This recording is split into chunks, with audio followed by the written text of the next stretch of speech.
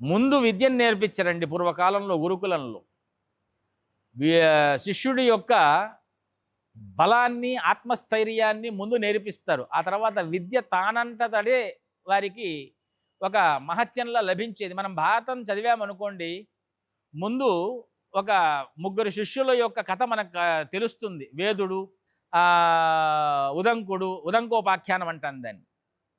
ముందు వాళ్ళకేం చెప్పేది లేదు. ఒక పని యందు వాళ్ళని పెట్టి వాళ్ళ యొక్క గురునిష్ట ఎలా ఉంది అనేటువంటి శిక్షణ తెలుసుకున్న తర్వాత వారికి విద్యను ప్రసాదించేవాళ్ళు. నేర్పేవారు కాదు, ప్రసాదించేవాడు.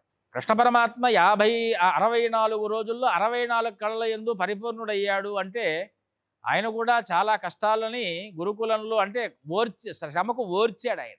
ఈనాటి కాలంలో అలా కాదు. మనము సొఫిస్టికేటెడ్‌గా బాగా సుఖంగా వెళుతున్నాం. బూట్లు వేసుకొని విద్యాభ్యాసం చేస్తున్నాం. ఎప్పుడైనా విద్య సుఖంగా మనకు బోధింపబడుతున్నది అంటే, ఆ విద్యలో ఎంతవరకు జ్ఞాని మాత్రమే, అంటే మేధాశక్తి కలిగిన వాడు మాత్రమే విద్యను గ్రహిస్తాడు తప్ప, మిగిలిన వారికి విద్య ఎంతవరకు పడుతుందనేటువంటిది వాడి ఆత్మశక్తి.